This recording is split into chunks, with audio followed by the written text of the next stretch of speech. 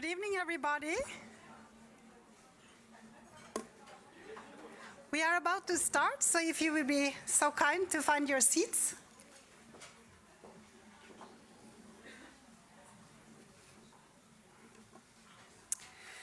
Dear guests, welcome to the panel named Russian Elections, Why Bother?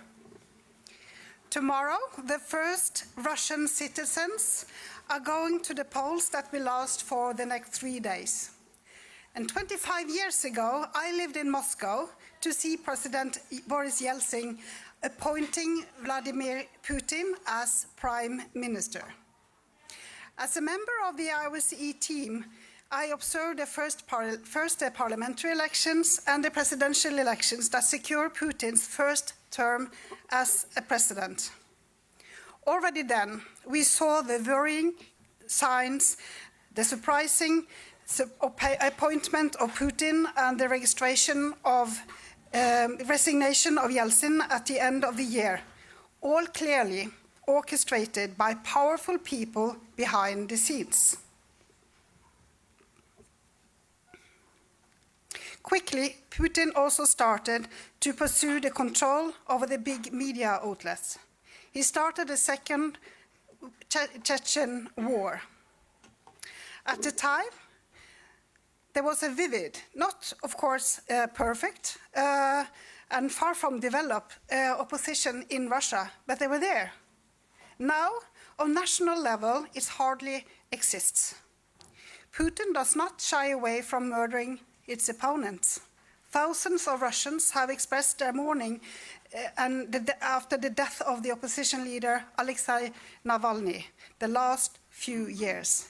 We too, we mourn the death of a person, the person Navalny and what he was, and also we mourn what Russia actually could have become.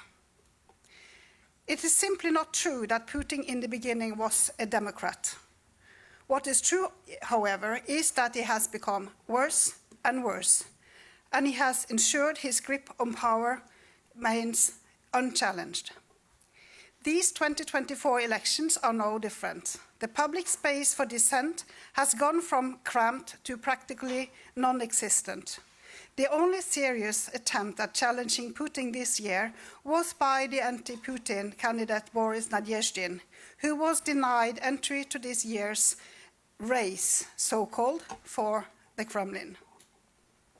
Now it is a fully fledged autocracy, and not since Stalin's time there have been more political prisoners than now. Many of those could be mentioned, but I mentioned two who are very close to the Norwegian Helsinki Committee: opposition politician Vladimir Kara-Murza and Memorial's Yuri Dmitriev. On the face of it, Putin is in control, with his only contenders either dead, in prison, or denied registration. But if you look at it, someone in need of such brute force to remain in power does not rule a stable country. The war in Ukraine takes massive resources, human, financial and otherwise. Keeping the population happy comes at an increasingly high cost. The dissenting society may be difficult to see, but it is there. Now I paint a gloomy picture. And is there any point at all looking at these elections? Well, a country that wages a war on two fronts, internally and against Ukraine, is of course important to us. And it may seem absurd that Putin at all bothers to organize the elections, but he too understands that he depends on a certain degree of legitimacy. Election times, even in Russia, gives the citizens an opportunity to express themselves, however limited it is. This year, we hear the widow Yulia Navalnaya calling for organized voting around noon as a way of protest. Like the flowers on Navalny's grave, it may visualize that not everybody supports Putin's regime. So, how does Putin view the elections, and how does the Russian society view the elections? And how should we view them? So now we are inviting you to a discussion on these questions and more. Unfortunately, our panel has been slightly disseminated. Well, it is a democratic right to strike, and a strike in Germany has paralyzed the air traffic, so instead of 4 panelists, we now have 2. Luckily, they are able to carry the whole event on their shoulders, I'm sure. Mikhail Lobanov and Alexander Tavaler remains in Germany. But we have Ekaterina Schulman and journalist and editor Maxim Kurnikov from Echo. And the discussion will be led by Norwegian Helsinki Committee's very good Ivar Dali, please.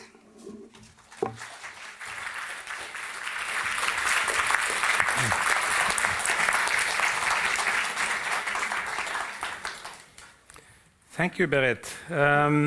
Yeah, we were supposed to have 4 guests up here, but actually now that I come to think of it, it's just as well, because the 2 guests that we do have such tremendous CVs that they are more than enough to fill this hall for the next almost 2 hours.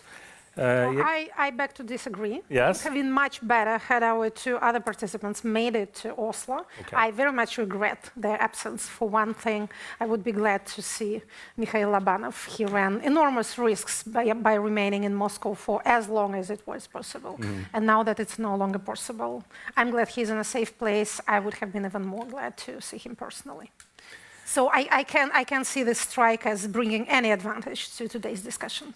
But luckily, a strike will always end, hopefully, with raised payment for those who are striking, and then we can organize another event, including those other 2 panelists.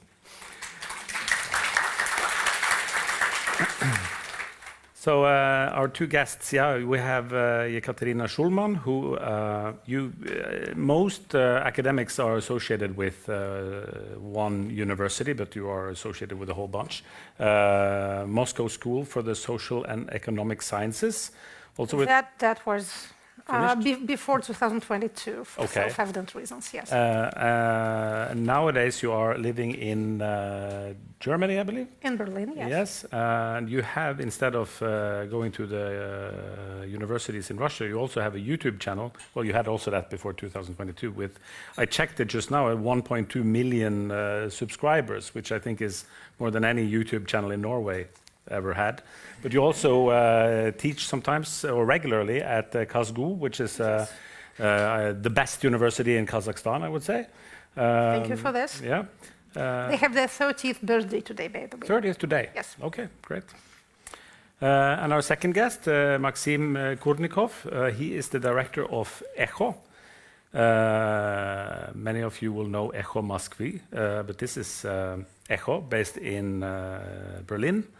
You're also the lead editor of Bild, which may seem strange since you only lived in Germany for 2 years. And so how did you learn German that fast? But the Bild apparently have a new Russian edition coming out. Yeah. So that's very exciting. And we had a chat before, just now, and you said you grew up all over Russia, so you're like pan-Russian with Orenburg and Ufa and Samara and also Kazakhstan. So then we have another Kazakhstan link here on the stage. So I wanted actually to start with a survey in the audience, and you are not allowed to participate, but I want to see a raise of hands. Anyone, those of you who are familiar with the name Nikolai Haritonov. There's not too many. Okay. No, we're not allowed to participate. Yeah. No. Leonid Slutsky. How many of you know Leonid Slutsky? Oh, there is a bit more. Okay. Vladislav Davankov. Okay, I see.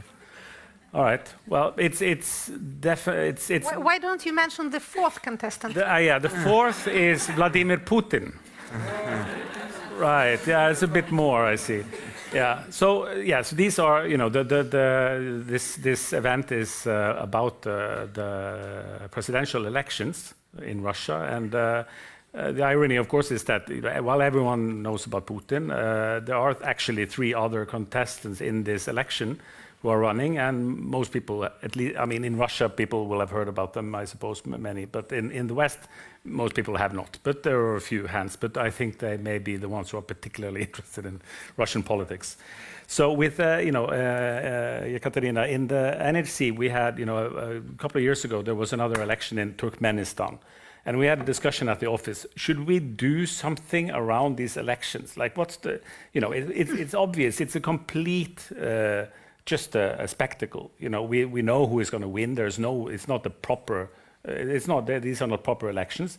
And are we just doing regular Turkmens a disfavor by talking about it or writing something about it on our webpage even? Should we try to just be quiet about it and just not give it any legitimacy?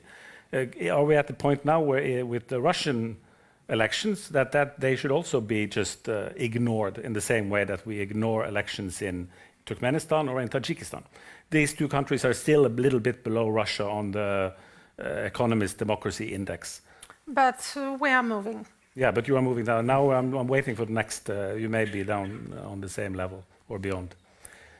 Is there what's the point of paying attention to Russian elections? You're a political scientist, yes, so you have your reasons. Yes, but and human rights organizations, regular people, why should we care? You should remember whom are you addressing. For me, any political process is worth paying attention to. And I also wouldn't place undue weight on the importance of our discussion by saying that we legitimize something by talking about it. Mm-hmm. We are discussing what seems to us worthy of interest, and I don't think any legitimation follows. Speaking of Russia and Russian elections, there are certain basic features of authoritarian elections which are similar in Russia, in Uzbekistan, in Turkmenistan, and in Kazakhstan as well. Although there are differences in the political composition of those countries, they all may be listed under the heading of post-Soviet patrimonial autocracies. Some are more personalized, some are less. Some are moving in, or if not moving, at least, lying in the right direction, like Kazakhstan. Some don't seem to change much, like Turkmenistan. Some have shown certain signs of liberalization, like Uzbekistan when the previous leader died. Some are following the path of solidifying their autocratic rule, like Russia and Belarus. But in all those countries, elections serve a certain purpose, which is as important for these regimes as democratic elections are important for a democracy, but for a different reason. Of course, the basic difference is that electoral rotation cannot happen. You cannot change power by voting, or, for that matter, by abstaining from voting. But elections still play a role. What is this role? Some of my colleagues, political scientists, call this type of election plebiscitary election or acclamatory electoral events. So the function is twofold. First, it is an exercise for the bureaucracy. The state apparatus needs to organize those elections. Many people participate in it practically. Some of them are in direct state employ, some of them are not. It's, again, if we speak about Russia, it's hundreds of thousands of people who sit on electoral committees, local, regional, federal, people who work in the media, people who work in financial institutions, people who work in administrations, heads of industries, heads of companies, people who need to deliver a certain number of votes. So the system in this way needs to show that it is both loyal and effective, that it can take an order and carry out an order. It's a kind of regular training or review of troops. It is necessary for an autocracy because they have so few feedback channels. They have so few means by which to actually understand what people are thinking and how the country is doing.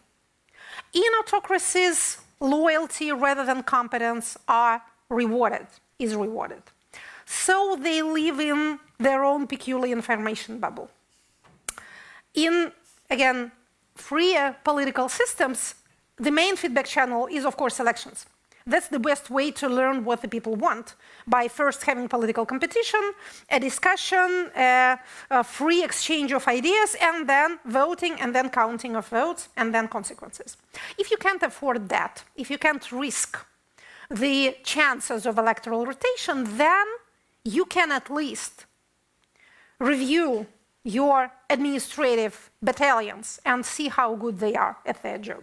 Regions compete with each other as to who will bring the biggest sack of votes to Moscow. Political managers compete in bringing up ideas. Political technologists earn a little bit of money. So a lot of people are involved. The second part of this exercise is exercise for the people, especially for the so-called administratively dependent electorate. People who work, again, for the state, directly or indirectly. The budgetniki, the budgetary workers, people who work for state banks, state corporations, for law enforcement, for the military, etc. So, it is important, in a way. Results and the whole process of the campaign is analyzed. Consequences are drawn. Measures are taken. So, again, elections matter. They also serve the symbolic role of, well, this is not that important, but still the candidate that is to win, that is the incumbent, proclaims a sort of program. Actually, in authoritarian elections, unlike in democratic ones, results are predictable, but consequences are not. There is hardly any connection ever between what has been declared during election campaign and what is actually being done. We may remember the previous electoral cycle, the presidential elections of 2018. There was, of course, no talk of raising the retirement age or changing the constitution or, for that matter, attacking a neighboring country. But all these things happened during the term that ensued. This is what I have described is the typical. This is something we have seen time and again, not just in Russia, but in every other country which belongs to this rather numerous group of autocracies. Autocracies that, as I said, imitate certain democratic processes and institutions. But elections of 2024 are also, in a number of parameters, unique, and therefore worth watching for their own sake, not just as a typical authoritarian exercise. What makes them unique? Well, first and foremost, there's this kind of elephant in the room that is at the same time big and unnoticed. And that is the blatant illegality of this whole electoral event. When we hear, well, criticism of Russian elections abroad, we hear about lack of competition, murdering political opponents, strangling the free press, suppressing the opposition, etc., which are all things we have seen before. But the thing is that the incumbent has no legal right to stand for office this time. The previous term ought to have been his last. He changed the constitution in 2020 by using the procedure which was in itself unconstitutional. There was no referendum. Constitution was changed according to the law specifically adopted for this one single purpose. Constitutional court was made to agree that it's all right, because the Constitutional Court is also controlled by the executive. And during the so-called constitutional voting, which again was not a referendum because there are certain rules to a referendum, and worst of all, you need to have a discussion beforehand. If you can ask people to vote for something, then you can also ask them to vote against something, and that was not the case in Russia. But during the constitutional voting, all these changes were bundled into one, which is against the law, because there ought to have been a separate voting for each of the numerous changes implemented in the text of the Constitution. All this seems like a minor point, especially after the war has started. But first, there is a correlation between the two. If you get away with breaking the Constitution in such a blatant way, you are more likely to make other decisions of the same sort, like invading a neighboring country. And second, if you commit a murder one day, it doesn't make a robbery you committed yesterday any more forgivable or any more normal. So, everyone seems to have forgotten about this, but the Kremlin has not. This so-called zeroing amendment, the one that allowed the president 2 more terms of 6 years duration, was for them the main point of the whole constitutional reform. All the rest was just window dressing. All the other amendments were either declaratory or insignificant, but this one was most important. So, this term that is now drawing to its close ought to have been the last for the current president. And in a little bit more normal situation, he would have declared in favor of a successor. That would not have been democratic, but it would have been a bit more normal. So this is one thing that makes tomorrow's elections rather special. There are other points that make it different from everything that preceded it. It will be carried on during 3 days, which is a practice adopted during the pandemic, and which, of course, allows more opportunities for falsifications. Because if your ballots stay overnight twice without any control, then you can do your ballot stuffing in much more comfort. Second, online voting will be used for the first time during presidential elections. 29 subjects of the Russian Federation will be able to use online voting. The technical provider of Russian system of online voting is the FSB. I don't have the technical capability to determine where it's blockchain or not real blockchain, whether you can tweak the results or not. But, you know, there's such a thing as the power of the brand. And what strikes me as peculiar is that the Central Electoral Commission has published the numbers of voters in different regions of Russia, well, in all the regions of Russia which are to take part in these elections, and those regions that will have electronic voting have suddenly experienced an increase in the number of voters as compared to 2018, while the overall demographic dynamic has been negative. So we have less people and more voters. How can that be? We certainly are an aging society, but not to the same extent. One example, the Republic of Karelia, according to the Central Electoral Commission, has 500,000 voters. And this is a region where, according to the latest census of 2021, had 526,000 people, which means that we have 500,000 people aged over 18 and only 26,000 minors. Where have all the children gone from the Republic of Karelia? This, again, it strikes me as suspicious, to say the least. And point number 3, last but not least. This is the voting where the so-called new territories will participate. 4 new subjects of the Russian Federation that Russia claims for its own, and none of which it fully controls physically. These are the territories with undetermined borders and absolutely unknown population. Again, we may say that in 2018, Crimea also voted for the Russian president, which was illegal in the eyes of the international law. But in Crimea, we had at least a settled population and a stable administration. Again, it was all illegal, but it was at least possible for someone to draw the lists of voters, to set up voting stations, to count the votes, okay, to falsify the votes. But it was peaceful territory. There was no war going on there at that time. This time, it's all different.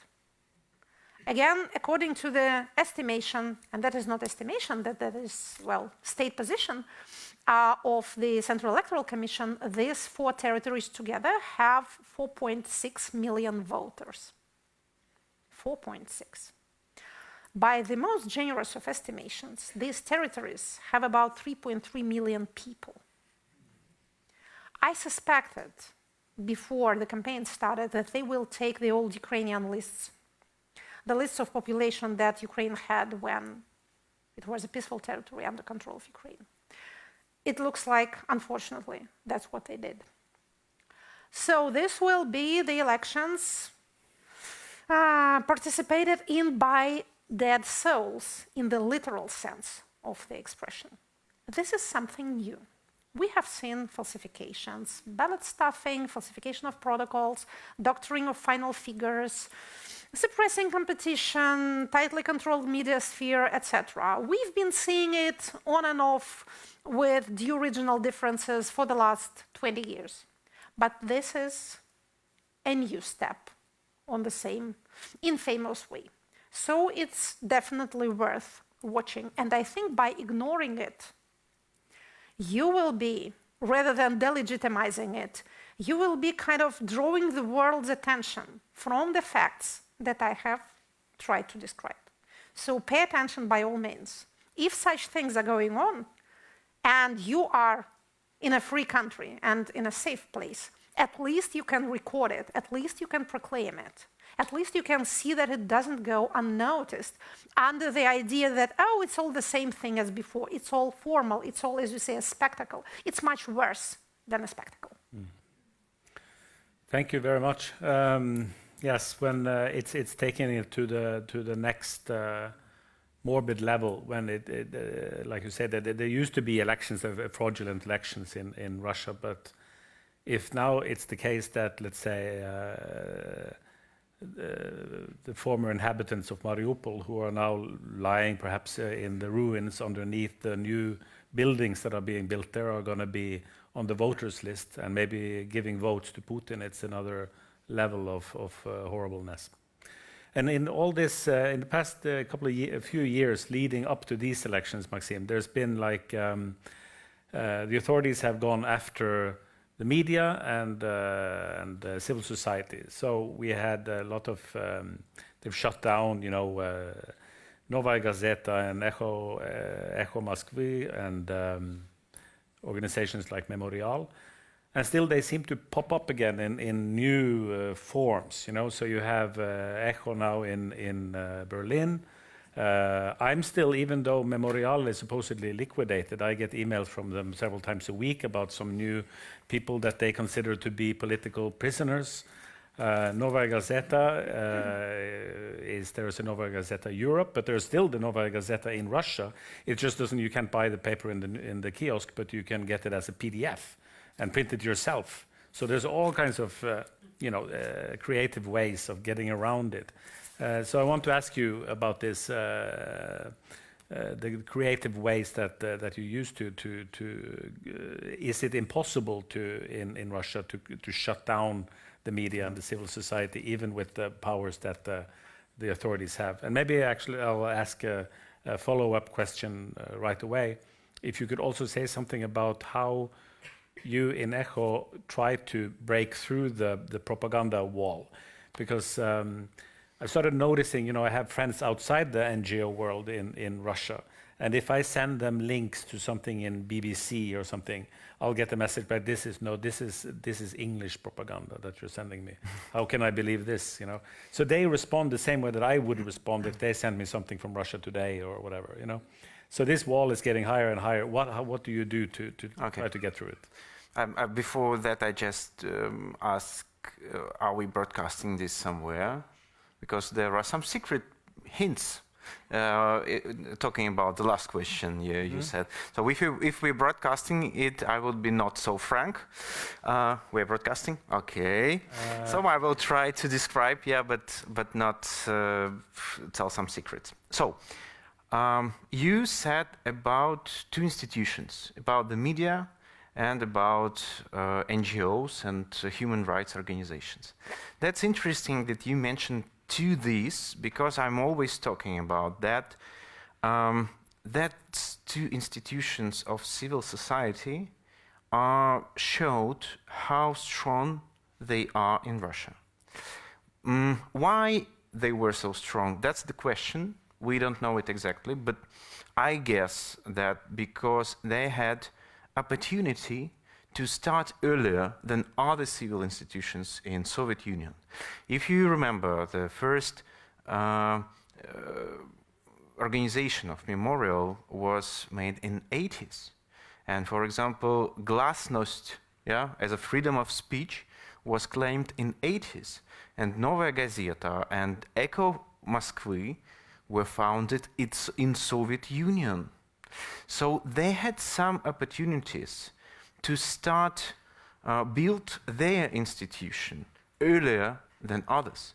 And if you compare how close are Russian institutions of civil society, especially human rights organizations and media, how close they are to, I don't know, European standards, you will see that they are very close, and in some questions maybe the same. And if you compare, for example, parliament or parties or political system or, I don't know, police, for example, you will see that it's another. And more of that, in 90s, when Russia had this time of freedom, these institutions were more known, had more authority, and then that's why maybe they were so powerful. More of that, if you remember, we were talking about this today, when Putin came to the power, when there was his first president term, he started with attack on media. And it's interesting, he was fighting with media all these 20 years. And till the war started, there were TV Rain, there were Echo of Moscow, there were Novaya Gazeta, and there were a lot of different small media, maybe not so big, but they were working in Russia. And this institute was fighting with Putin, with his regime, with his attempts to take it, all this time. And more of that, some of the media went to Europe and began to work from there earlier than the war started. For example, when they closed Lenta.ru, Medusa began to work from Latvia, and that was the way we understood that that's something that works. What was when they started the war and when they closed everything, when they closed TV Rain and Echo in the beginning of March, and then they closed Novaya Gazeta? Some of journalists went out of Russia to different countries, to Kazakhstan, Kyrgyzstan, Armenia, Georgia, and of course to European countries, and of course in US. But I should say that in US it is really harder to work because of the time. You really, when you wake up in the morning, everything was in Russia, and you live in another world. You're feeling there. In Europe, you don't feel that you are living in another bubble or something like that. In US, you're really losing this connection. So, returning to to other media, which began to work from abroad. So, a lot of journalists went out of Russia. Some journalists stayed in Russia, and they still doing something. I always say there are independent journalists in Russia still. There is no media in Russia. They were destroyed. Of course, some local media are trying to do something, and they are heroes, and they are really they really do important work. But if we are talking about big media landscape, of course, they destroyed everything inside. But still, there are YouTube channels, there are journalists who are working for media, working in exile, and there are more than 70 media. Just imagine, 70 media who are now working from abroad, from exile, and having audience inside of Russia. We see it in Google Analytics, we see in YouTube statistics, we see it everywhere. Our audience is still in Russia. If we are talking, for example, about YouTube channel of Ekaterina Shulman, you mentioned it's more than 1 million people. Approximately 68% of them are inside of Russia. If we are talking about application Echo 80% of users are inside of Russia. 80? 80.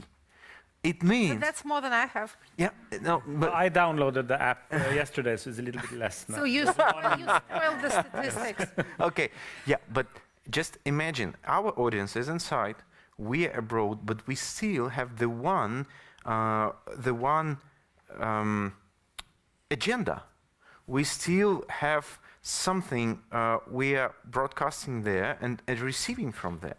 It means, of course, that our generation is lucky guys, because we have internet, we have social media, we have all opportunities to work with this information and to give this information for those who are inside of Russia. And if we are talking about NGOs which are still working in Russia, a lot of them are still working there. Of course, every day it is harder and harder to work inside of Russia, because government does not like anything you're making independent, even if you're giving money to a child who has cancer. If you are doing it independent, it's something that they think a danger for them. So that's why every day the situation for them is worse and worse, but they still are working. And that's something that shocked me, because I was in a secret meeting of such organizations who are still working in Russia. And they were really angry on me and my colleague from TV Rain, and said, why are you not mention our names? Why are you not mention what we are doing? And so on. We said, we're afraid to make you worse, because you are inside of the country. We don't want to mention you any time when we're afraid that government will see it and do something with you. And they said, no, we want to be visible. We understand our risks, not hide our faces. And it's interesting, I was talking with journalists in Iran and Afghanistan, and they say the same. For example, in Afghanistan, there was an action of women who were asking for opportunity to study. And journalists decided to hide their faces. And they were angry at journalists because they said, hey, this Islamic regime hiding our faces. Why are you doing that? We want to be visible. So it's very complicated, to tell the truth, for us, being here in more or less safe. You said safe, yeah, but I say more or less. yeah. But really, they want to be visible. They are working there.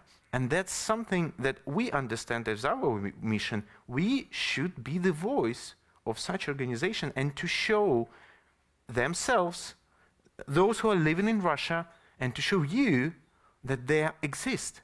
And there are a lot of them.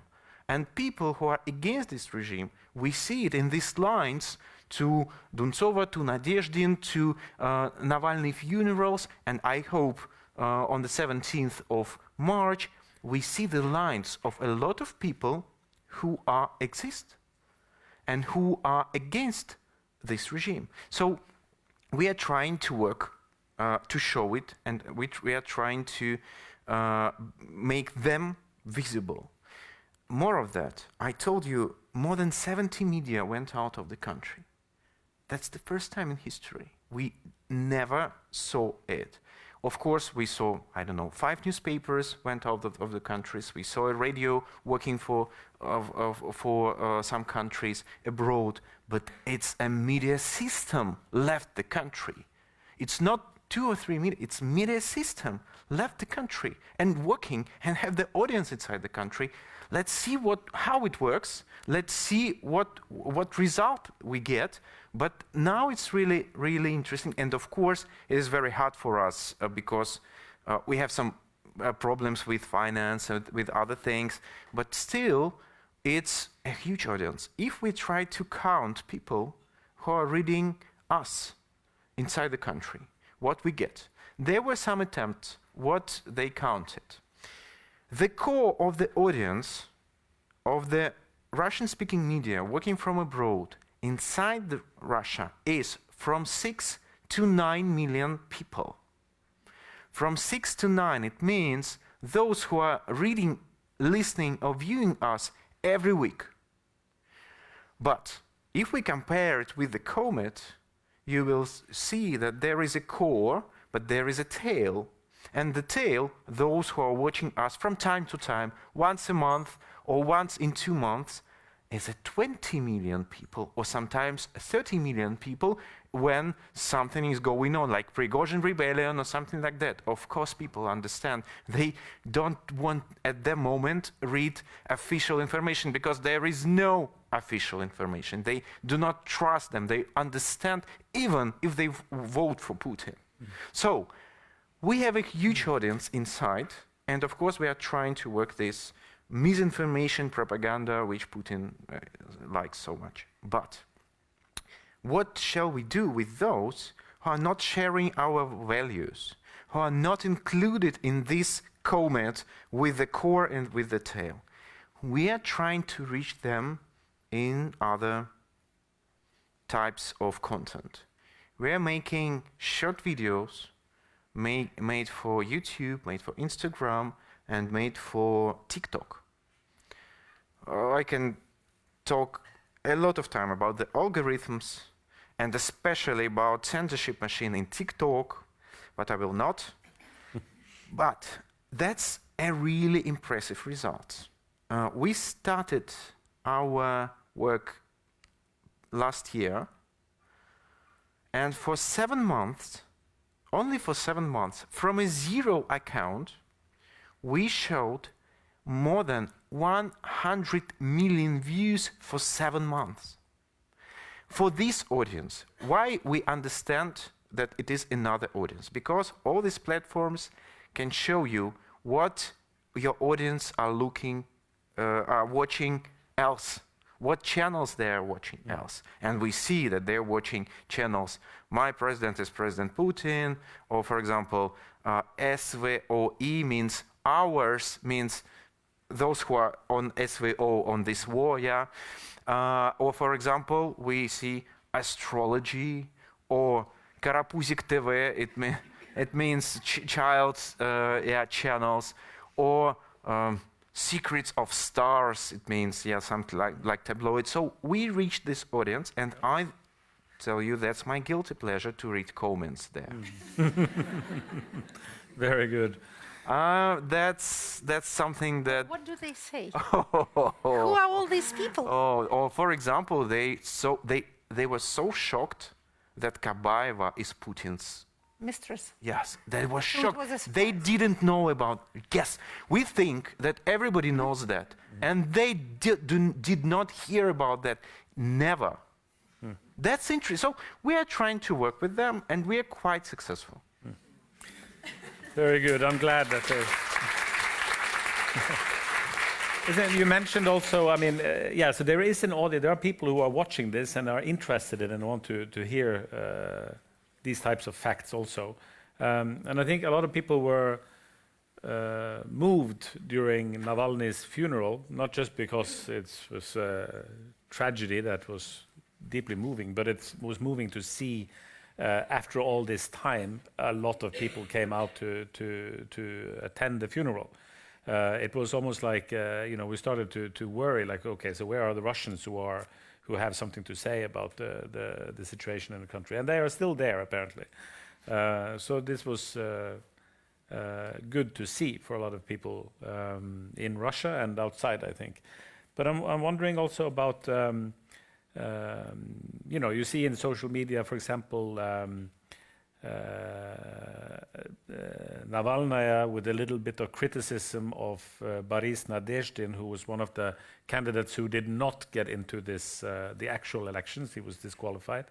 And from the outside, it seems a bit strange. They have clearly a big common foe in the regime. And what's the point of one opposition person criticizing another? Then you have Ukrainian voices criticizing Navalny after she made a speech in Strasbourg. Why didn't she use this platform to call for more support for Ukraine, for instance? There's this old Monty Python movie, a comedy that is very well known, at least in Norway, where you have in Life of Brian, where they're sitting and discussing like how to get at the Romans, and they have a quarrel between the Judean People's Front and the People's Front of Judea. And this is how it seems sometimes with the Russian opposition. Why are they squabbling about this? There's a much bigger issue at stake. Do you think, Katerina, that Russian authorities are able to, is it a divide and conquer thing? Are they able to split the opposition, or are they splitting themselves? What's your opinion? What do the political scientist figures say about it? Political science, first of all, would warn us against using wrong terminology. If we call somebody an opposition, then all those questions that you voiced arise. Opposition is an organization or a group or political actors who are striving for political power, mostly by electoral means. They are participants in political actions. They are, by definition, political actors.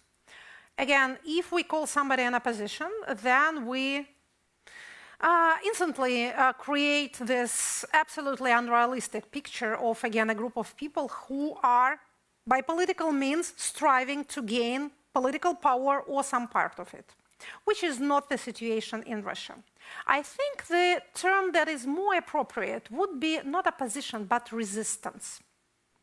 And that could unite, at least in our estimation, both people inside the country, those whom you have named, those people who continue to disagree that the things that are happening in the country are normal. They may be expressing this disagreement. They may not be able to express it because of the situation they find themselves in, but still they resist internally. They have not given in to the war. They have not considered it normal.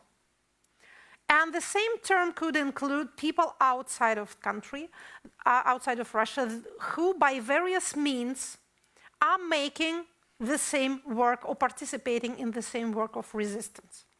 For example, not to go too far for examples, if you look at, well, me, can you call me a member of the opposition? No, of course not. I'm not a political actor. I'm a university teacher. I'm a political scientist. I do, well, lectures and articles and things scholars do. But can you call me the member of this resistance? Yes, of course. I try to resist with whatever instruments I have, because war is against everything I stand for. It is against education, it's against culture, it's against universities and against parliament, it's against the basics of civilized life. I cannot concede that war is normal. I cannot agree that this is now the new norm, this is how things should be. Therefore, I am resistant. You ask why, for example, Yulia Navalny is criticizing Boris Nadezhdin. Of course, you'd better ask her directly. But when there was the process of collecting signatures for Nadezhdin, with, by the way, very little rational hope that he will ever be allowed to run, she signed for him and did so publicly. So whenever there's something to do, people act together absolutely brilliantly. But they are not the opposition. In a sense, they are not engaged. They are not allowed to engage in any legal political action. And to ask why are we having public discussions? Well, because we have public discussions. I don't think it's any... If we talk about the authorities' policies, it's not about dividing, it's about killing people. They do not pursue any sophisticated course of divide and conquer. They are using the criminal tools they are so used at using. So this is the situation that would have been quite clear had we been using correct terminology. I see. I wanted also to ask you about, we're going to get to questions from the audience, because I bet there are lots of people who want to ask you questions. I get to ask the question that I want to ask first. And, That's the advantage of being a moderator. Yes. And since you both had some connections to Kazakhstan, I also lived in Kazakhstan and Kyrgyzstan for many years. And so I'm interested in that. So I'm going to ask you about that. So what was your favorite city in Kazakhstan? Are you the Astana person or an Almaty person? There are no Astana people. Who are they? When have you been there last? Oh, it says a few years ago now. Uh-huh. Because you know, I was in Kyrgyzstan after February 22, and there was so many Russians there. Even in cities like Osh, where you'd never see a Moscow person rolling around with these rolling suitcases and with the phone looking for into this hotel. Yes. Because every time you come to Astana, there are more and more life. There's more and more life there and more and more people. So I understand your position, but now it's outdated. Okay. Believe me. Now I'm more of an Astana person. Is cool yeah, now. because my university is there, and I also like to go where there is some governmental structures, and parliaments. So I know that most people prefer Almaty, and then the air in Astana is better. Okay, yeah, that's true. The air in Almaty is terrible. So yes. Yeah, there's like a smog lid on top of the city. Yeah, because the city is situated in a cup surrounded by mountains, so filled with smog. Yeah. But it's nice if you go on the mountain, you can look down on the smog. And you see this gray lard that is covering the city. It's pretty scary. And Bishkek the same. That's the same. That's something that happened more and more in recent years. Awful. But I was wondering in the situation in the CIS after the full-scale invasion of Ukraine, because this had, it was a huge shock internally in Russia, but then of course it's a shock to all the strategic partners of Russia who now suddenly have to figure out, okay, so what's our opinion about this? And then of course for some countries like outside, Moldova, it is just a catalyst for pushing them towards much faster towards the EU. But then you have other countries. I speak to friends in academics in Kyrgyzstan who say, well, we'd like to be pushed to EU, but we don't have any border to Romania or anything like that. So we are stuck with what we have, and that is that we have to have balanced relations with Russia. We can't just say, screw you. That it's impossible for us to do. And we also want to make a bit of money by helping them to avoid the sanctions. Yes. Which is another thing. I said, how can you, look at these graphs, the sanctions, the stuff is clearly going via Bishkek all of a sudden. Well, that's easy for you to say, who's a rich Norwegian. We also need to make money on something, so this is how it is. But it was interesting, especially with Kazakhstan, after how President Tokayev has handled it. He's, of course, a very experienced diplomat, and he's sort of a poker face kind of guy. But then he does it really great. Yeah, but then, he got a lot of credit points in Western media after he said that, the Kazakhstan will not recognize these pseudo-states. But at the same time, when you think about it, of course, he knew probably already that they are not going to be around for much longer, that Putin is going to try to just implement them into the Russian Federation. So he's getting sort of credit in the West by saying we will not recognize these pseudo-states. At the same time, there is no political cost because Putin was not going to ask him to recognize them.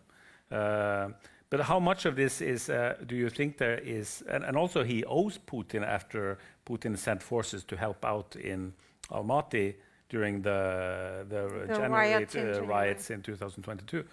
How much of this is a agreed upon game between the two of them? I mean, you don't know that, but what's your suspicion? How much is Kazakhstan actually taking a different route that Putin doesn't like?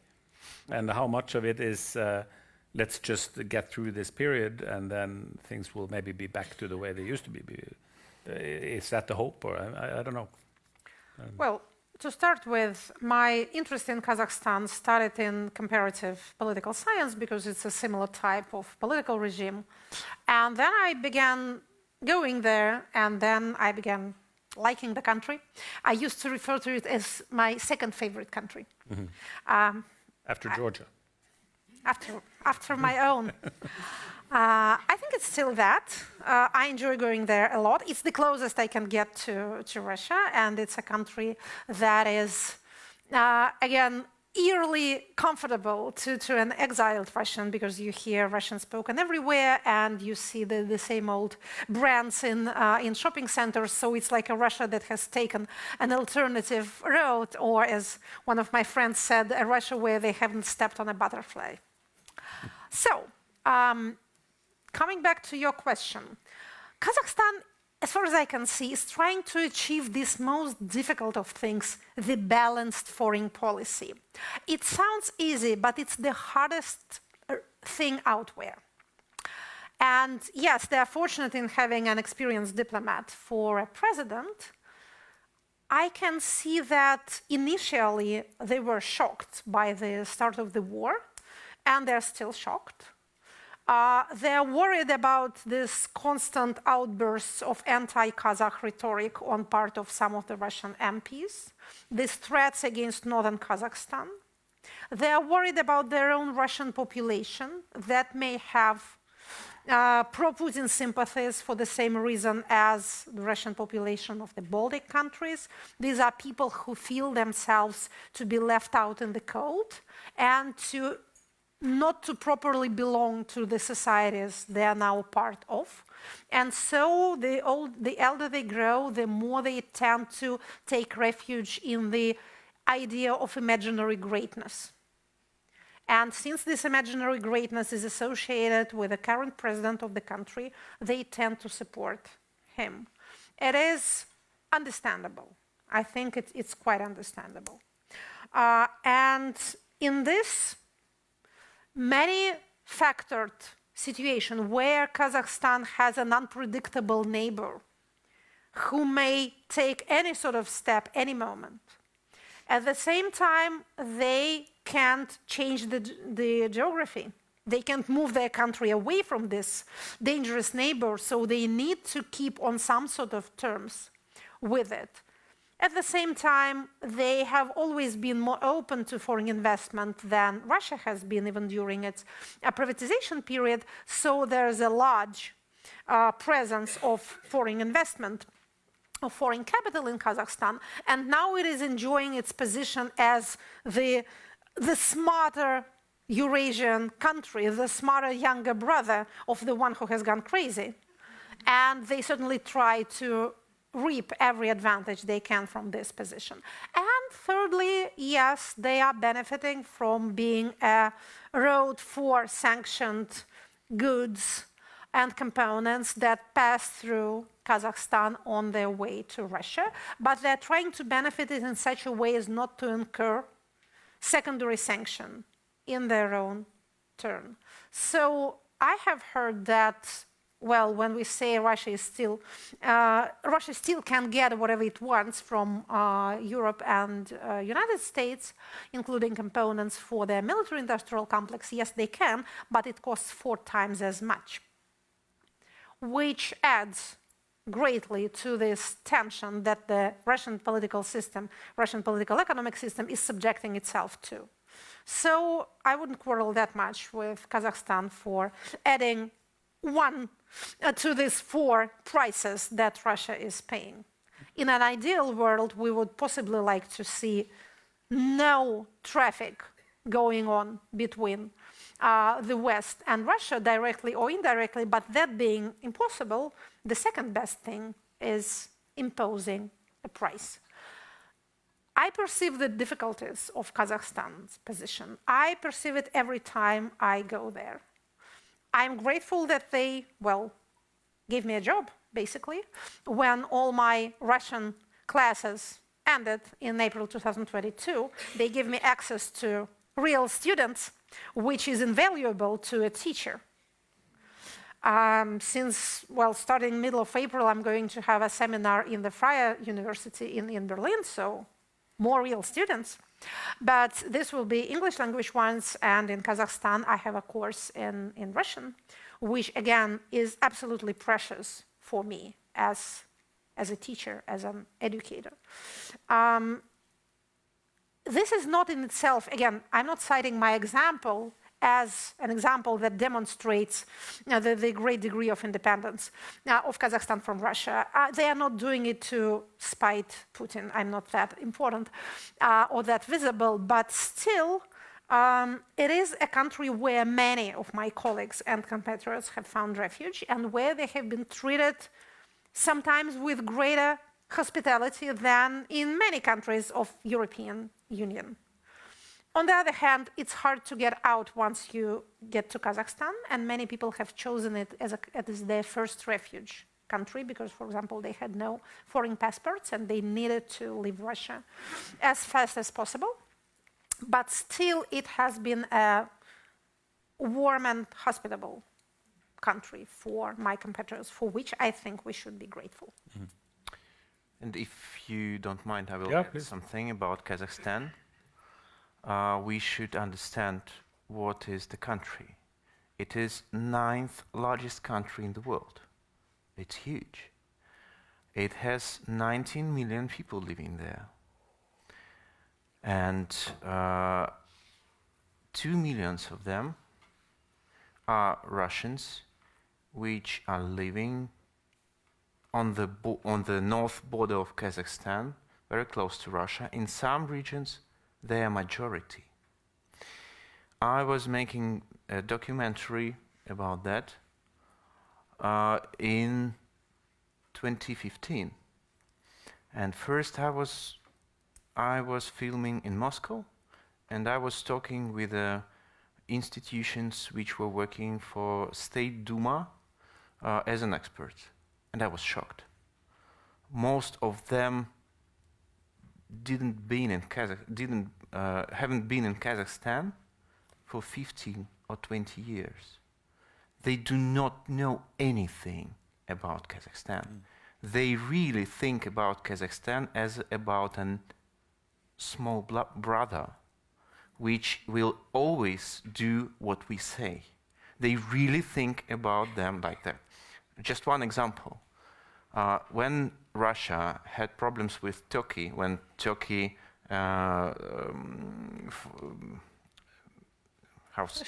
shot down the airplane fighter, and Russia decided to block all the trade with Turkey, and it blocked. But the most part of this trade was a trade of Kazakhstan with Turkey. Mm-hmm. And nobody just thought about that. And they blocked all the trade of Kazakhstan with Turkey, and Turkey was the main trade partner of Kazakhstan. Mm-hmm. And they said, hey, we have a customs union. You can't do that like that.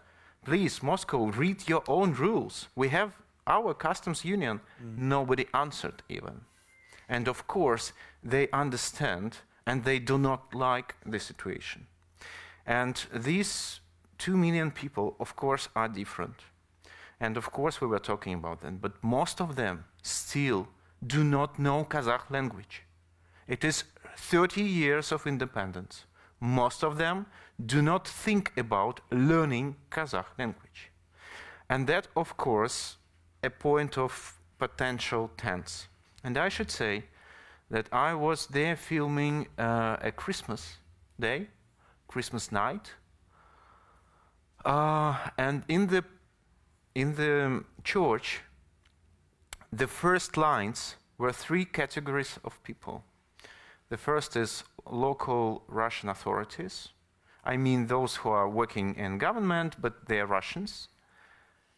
The second is Cossacks. That's groups of people, who played a big role in Donbass and so on. They are very strong in this region. And the third one, you would not believe if you don't know Russian situation, bikers. Yeah, that's 2 groups of people who were involved in Donbass region in the first days of occupation. Yeah. So I think that Russia has the same model of influencing there in the North Kazakhstan. Mm. And of course, everybody understands that when situation will change, if there would be some conflict or something like that, they have a net of those who can do something. The same was in Donbass. And I remember I was talking with a professor. She was 80. She was so Soviet woman and so on. She was living in Kazakhstan and in the North Kazakhstan. And she said that all our community of Russians was so applauding when Russia have taken Crimea.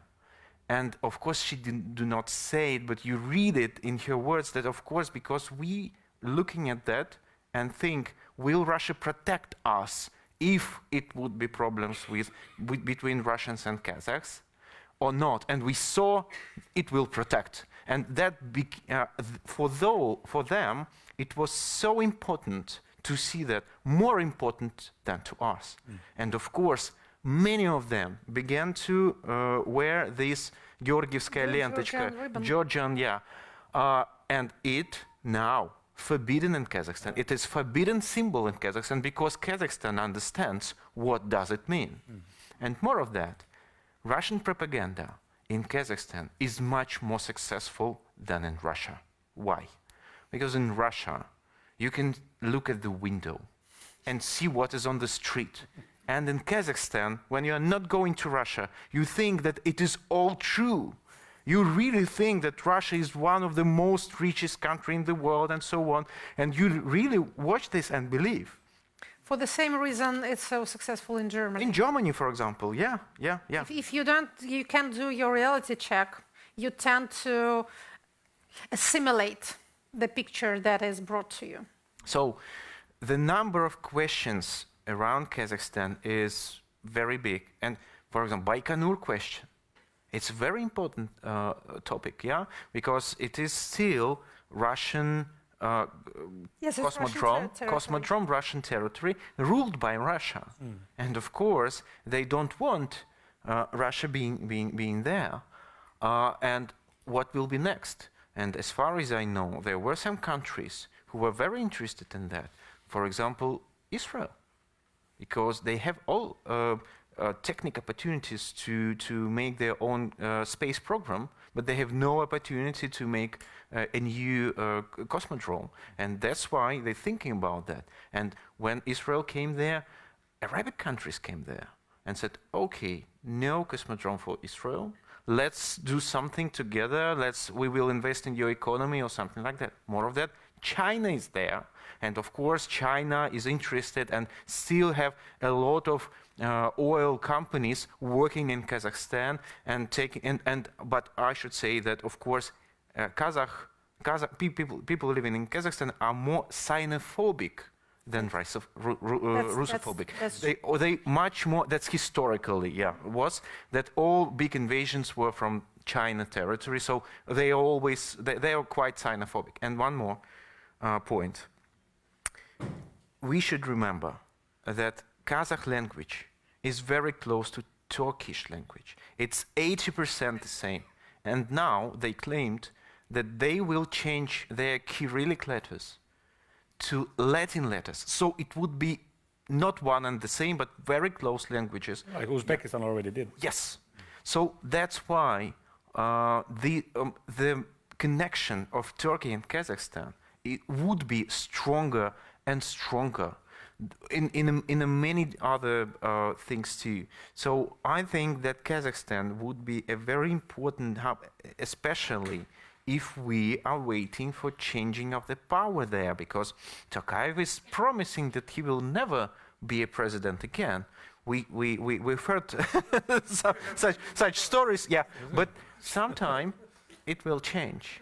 And we see how important and how difficult to change the person in autocracies. Because the changing of Nazarbayev, we saw, had a huge reflection, that has the huge aftershocks. Consequences. Aftershocks. So it would be a very interesting story, I should say. Okay, we're gonna let the audience ask questions. And I'm sorry. Will you be? No. Doug, no, he will tomorrow. Doug has the microphone over there. So I ask everyone to introduce themselves because we have these lights, so we don't even can see who is talking. But if you say your name and where you're from. Thank you for giving me this opportunity. My name is Jakub Godzimilski. I am research professor at NUPI.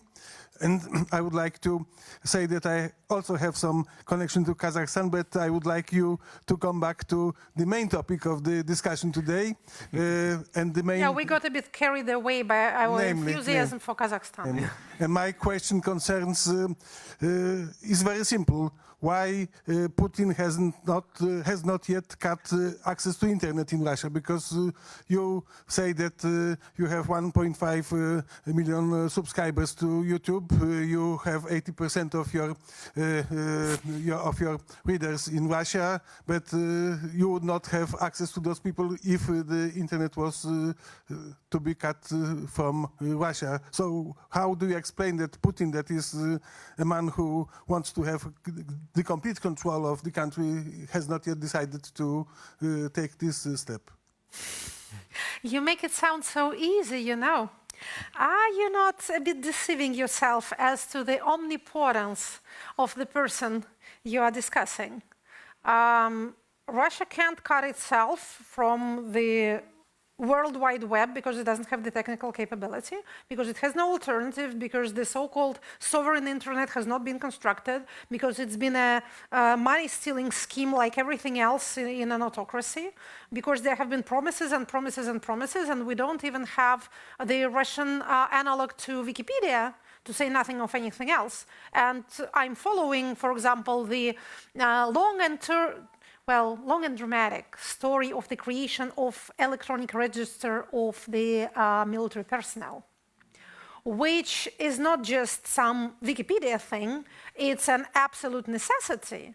It's a tool that is supposed to ensure that next waves of mobilization go smoothly and people don't run away in the numbers they ran away in 2022.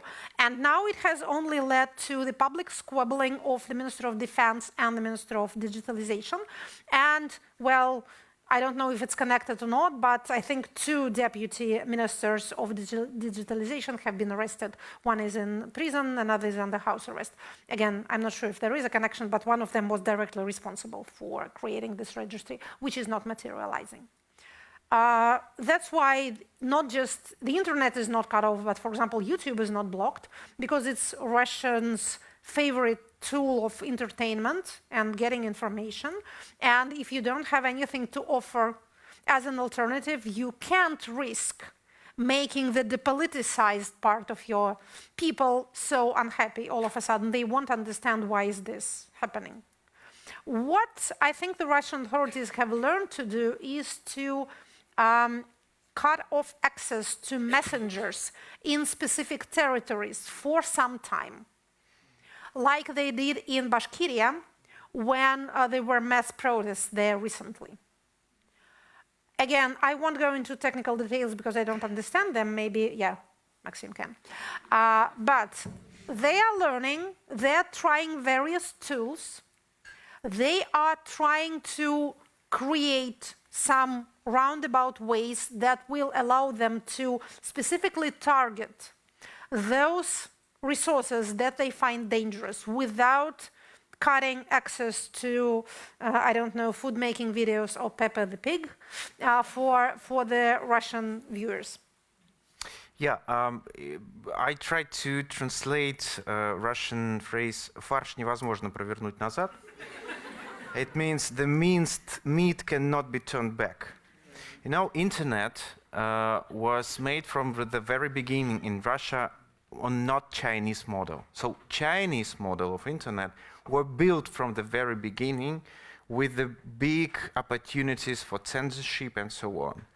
In Russia, that was just an internet as in no way, and even at some moments more digitalized country and so on. Internet became not just a part of the life, but something that a big part of economy of Russia, of its connection to different trade markets and so on. And if Russia will just switch off the internet, half of the Russia just cannot functionize. They could not trade even with Kazakhstan not with other countries and so on. So it's really something they cannot do because they will kill themselves. If we are talking about YouTube, for example, that was said, only from only from 5 to 10% of Russian content on YouTube is about politics, and others is not about politics. It's entertainment. And if they will switch on YouTube, what shall they get? We have an example of Instagram and WhatsApp in last protest in Bashkortostan. When they switched off Instagram in Russia, when they blocked Instagram in Russia, the using of VPN increased approximately twice or 3 times. It's a huge number of people. First time on their life thought, oh, how can I use it? Oh, VPN. Yeah? So VPN became more popular. If they switch off YouTube, they will teach VPN technology much more people than after Instagram. Because why we are sure about that? We see this protest in Bashkortostan. When protest began, local authorities decided to switch off WhatsApp messenger. And when they switched off it, people who are elder 50, 60, who are using WhatsApp as the main messenger of their life, of their connection to relatives and so on, began to call their children or grandchildren and ask to put VPN on their phone because they want to use WhatsApp. Yeah? So we think that they comparing the risks, and they think that YouTube is less risk than switching off YouTube and make others people use VPN. But I think that when they will make their own YouTube, let's call it, yeah, their own Las Vegas, I think they will try to do that, yes. Because we see how they sometimes practicing in blocking YouTube in some regions. They're trying, though they're not just sitting and waiting, they're preparing for that, that's true. But still, I think they're afraid that they have no alternative. But there are guys who say we have alternative. Vkontakte platform. It's not just a social net, they want people using it as a video platform. It's not so good in video, but we'll see. And of course, as it always works in Russia, Vkontakte platform now is owned by the son of Kiriyenko, the guy who is responsible for all of that. So, who doesn't seem to be a very brilliant manager. Yeah. I mean the son. Yeah. The father is good enough, unfortunately. So I should say that it's, yeah, I understand why you ask about that, but the question is complicated. The answer is complicated.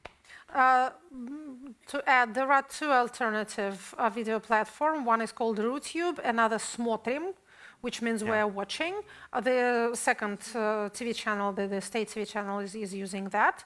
None are very successful. Enormous sums of money has been spent on both.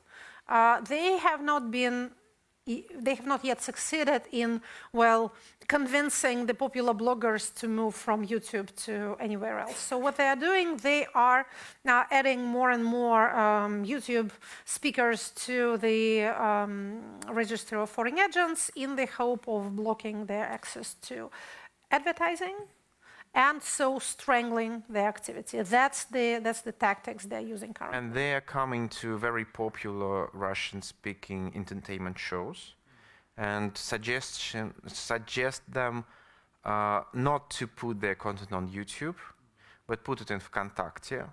And of course, they pay money for that. Yeah, and maybe something else, I don't know. But yes, they are trying to do that. Let's see. They also did an investigation that showed that large deliveries of Italian wines to Dmitry Medvedev's house coincide with just a few hours later, then his crazy tweeting begins. No, so he's he not also on needs the Twitter, internet. he's on Telegram, so he writes long text. Yeah, okay. Yes, it happens there is that type of alcoholic who becomes very loquacious in his cups, as the expression is. Yeah. So he needs internet, they can't cut it. Berit? Yes, I have one question about the Russian economy, the health of the Russian economy, because official figures show that it is, amazingly healthy. We understand there's a war economy, but there's quite a good growth, and the effect of the sanctions is probably not as good as we had hoped for. We thought the economy would actually literally collapse, but it hasn't. How healthy is the economy? We are none of us economists, so we cannot answer this very broad question with any degree of competence, but I would like to point your attention to the fact that you are dealing with an autocratic regime that invests enormous resources in making an impression. Starting 2022, a lot of data that used to be published by official agencies and ministries have stopped being published. For example, we don't have the figures of electricity consumption. That would have shown us most clearly whether there is an increase in production or not, because there's a direct correlation. It's clear even to a non-economist. For some reason, we are denied access to this data. Why? Maybe because it would somehow compromise the official picture.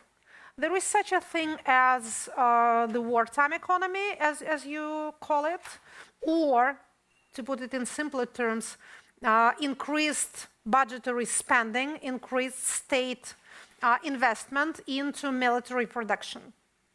It's a very good thing while it lasts, but if going to war were such a tool for boosting your economy, I think every country would have been doing that. Just invade a neighbor and you have a GDP on the rise.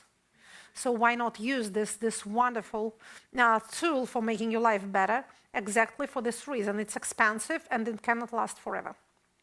Russia has been spending its Fund of National Welfare, which is a term I think familiar to Norwegians.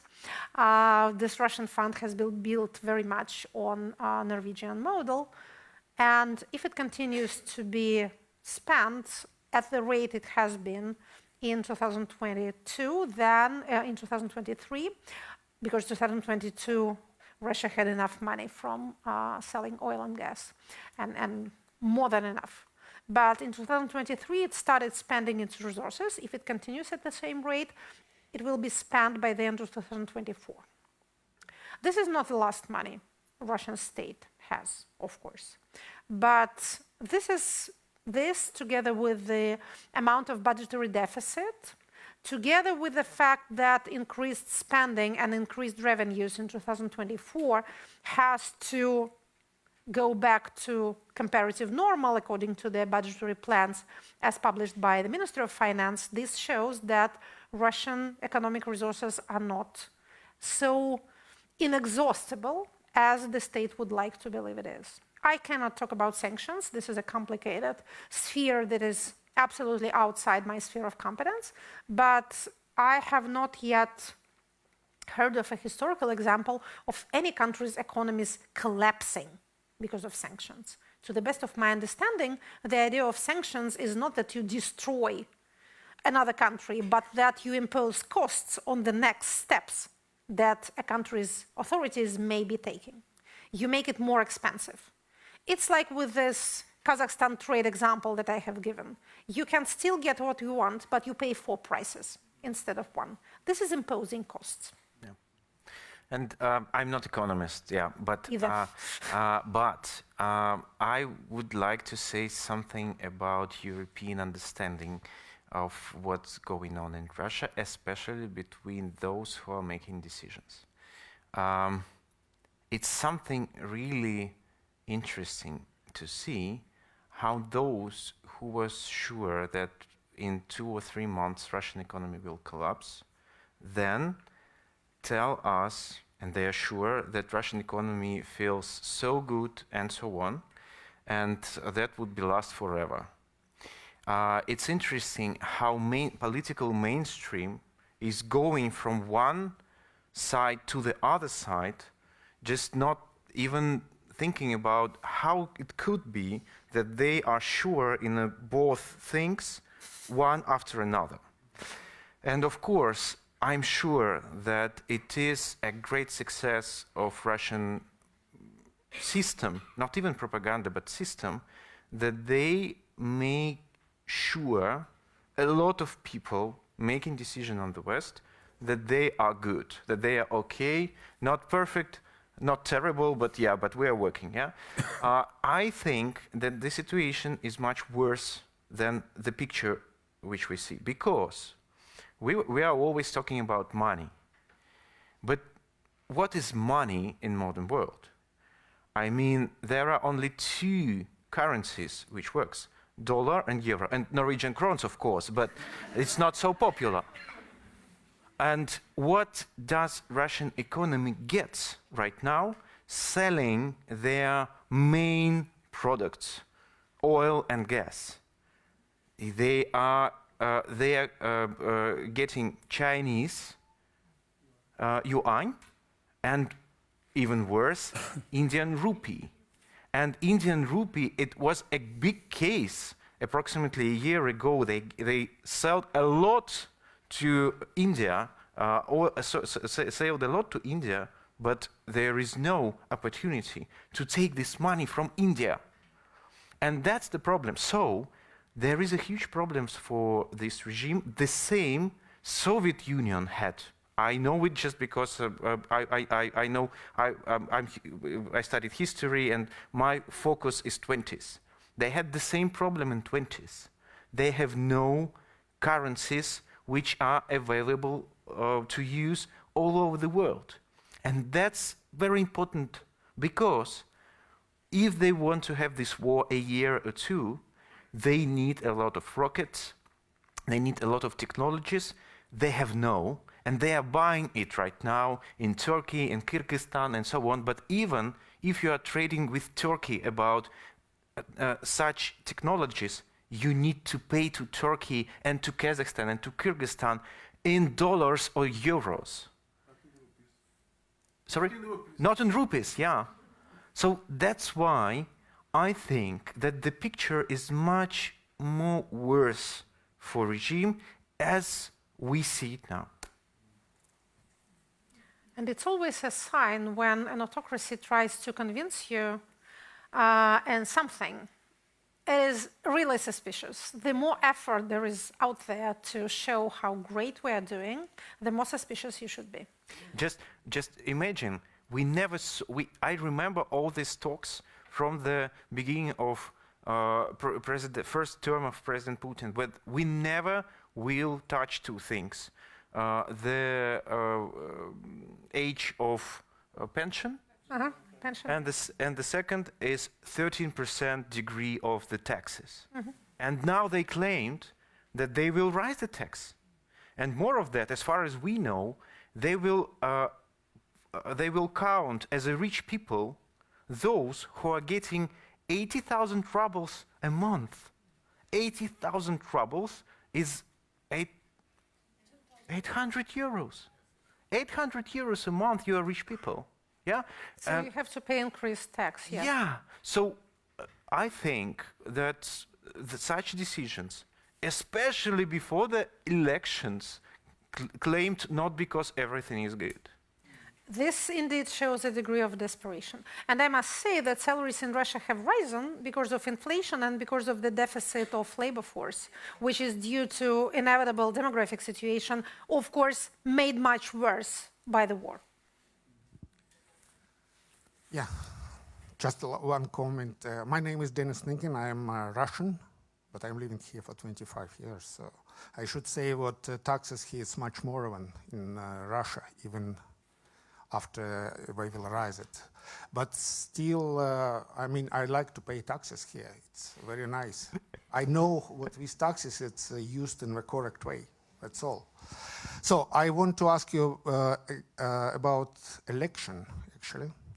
And Ekaterina, it's to you probably. It's we have election this Sunday, and I heard two strategies. One, it's noon against Putin, when opposition asked to come at noon and vote for everyone against Putin. And another, it's already now where Russian opposition asked Western government not to recognize the result of this election. So for me, it's heard a little bit contradictory, because from one side, we legitimize this election by coming for this and voting. From another side, we ask not to recognize the result of this election. So what do you think about this? What is your opinion? It's question number one.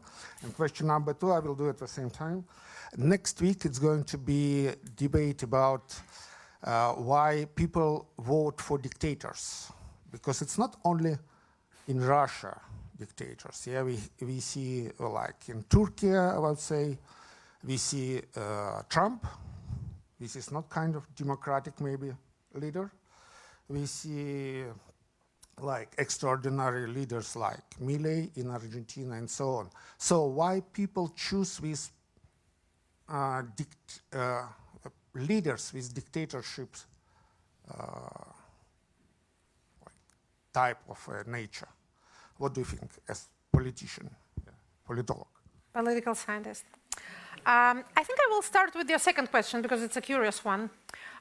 First, I don't think it's fair to group into one, category all those people. Erdogan is an autocrat in a couple of dimensions, but he still runs a system with comparatively competitive elections, and heads of two of Turkey's major cities are oppositional mayors, which is absolutely impossible in Russia. Trump may not be a nice kind of guy, but he's inhabiting a system of constitutional checks and balances, which he's been trying his hand at disrupting, but has not succeeded as yet.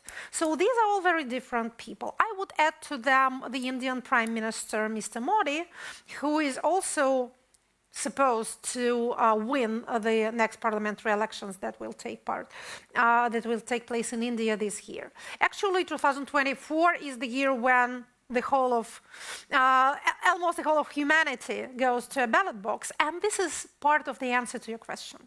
People vote because people vote in a way you don't like, because so many people vote for the first time in human history.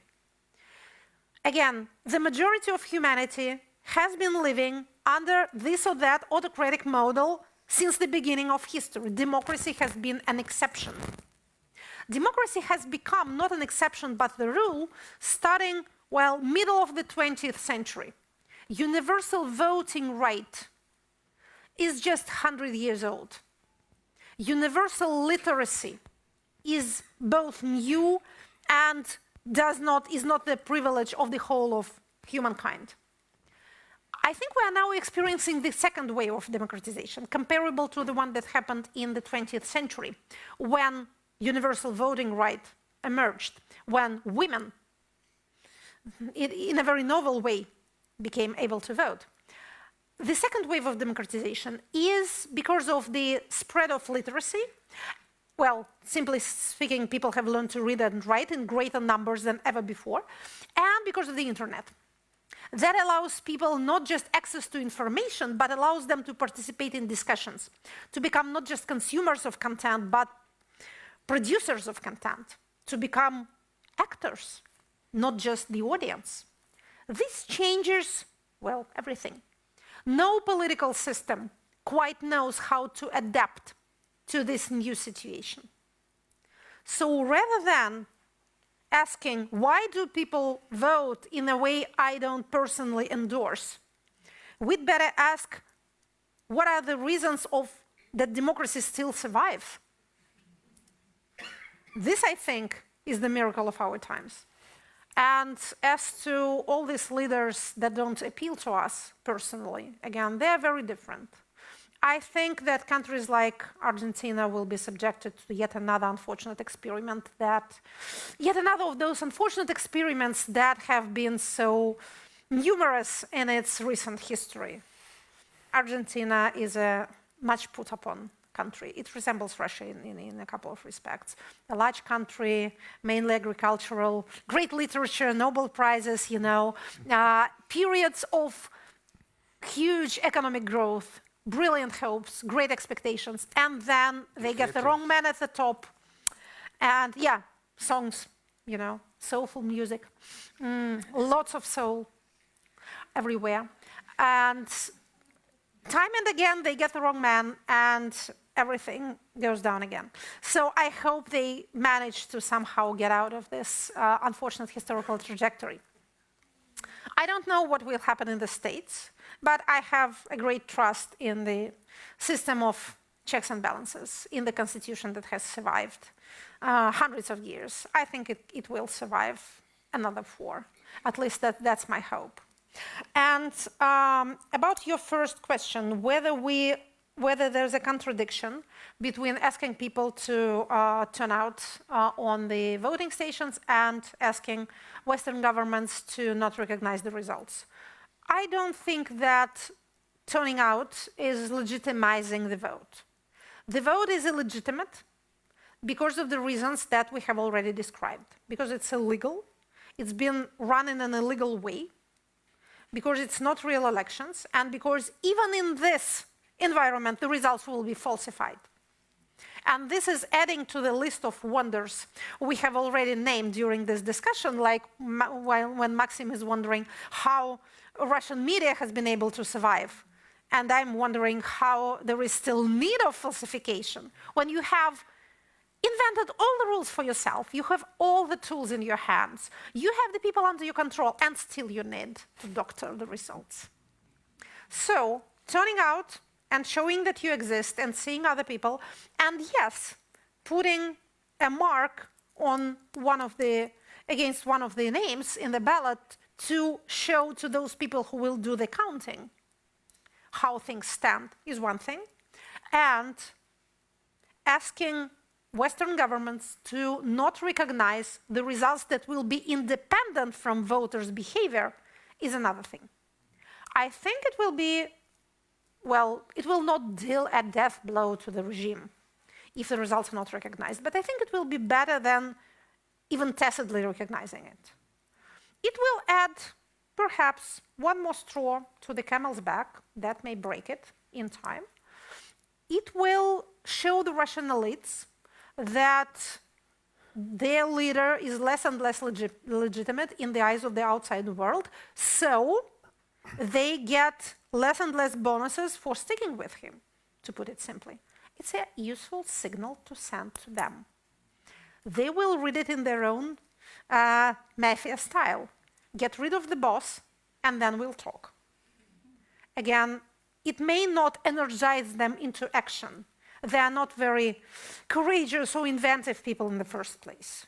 But again, it's a useful added weight to the tension that the system is groaning under.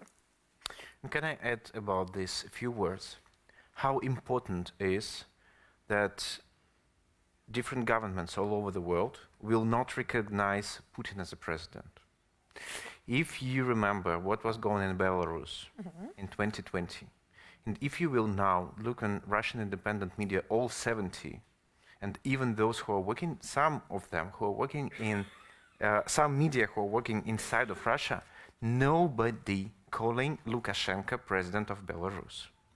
And that played a great symbolic role in the place of him in all this situation. And now we have a great news service in Echo, and I'm proud how it made it in our system of management. And they are independent of me, for example. And when I talking with them that maybe it is a time not to call Putin as a president or something like that, they say no. They're very conservative in making news. You know, they say he's controlling the Kremlin and so on. So that's why we will call him like that. And more of that, look at the European officials. They all say President Putin. Why are you asking us not to do that? And I understand for the very big number of people, when a lot of, for example, European Union or US will say not President Putin, will say just Putin who are taking the powers. I don't know how will they say, that's another question. But it's very important not to call him like that. And that would be something that would be very important and very symbolic and very strong symbolic point in this. And that would be the moment when I will say to my news service, you see, they do not call them, and you should not. And I'm sure that most of Russian independent media after 17th of March will stop if some governments will stop too.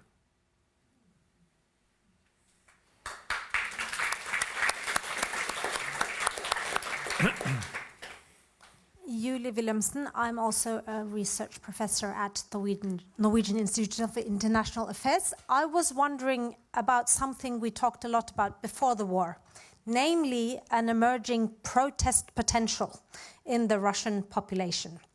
Now, I know that's much more difficult to access now, after the war, but I would still like to hear your opinion.